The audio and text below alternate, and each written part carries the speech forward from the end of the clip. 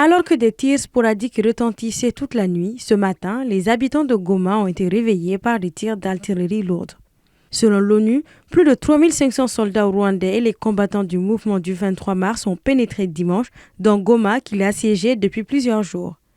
La prison de Goma, qui comptait environ 3000 détenus, a été totalement incendiée à la suite d'une évasion massive dans la nuit qui a causé des morts. Leo usubuhi angalia gisi watu wote biko wanakimbia, uone gisi tunateseka baba, watu biko wanakimbia. Kwanza sie wengine tushakosa ka tutakimbilia pishu, tulianza kimbia depuis zamani.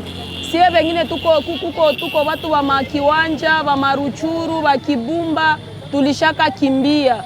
Kisha tena kwa leo tena na leo tena vita tena natukuta na huku tuko majama. Sasa tunakosa kama tukimbilie wapi. Le Conseil de sécurité s'est réuni d'urgence hier sur la situation.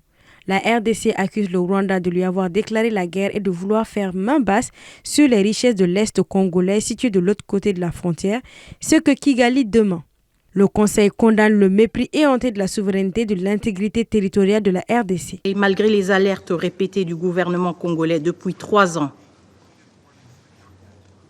ce Conseil est resté passif.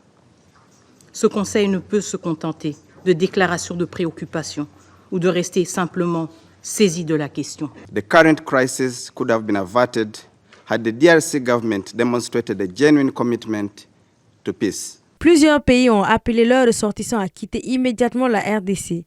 L'ONU et l'Union européenne ont appelé les forces rwandaises à cesser de soutenir le M23 et à se retirer immédiatement du territoire de la RDC.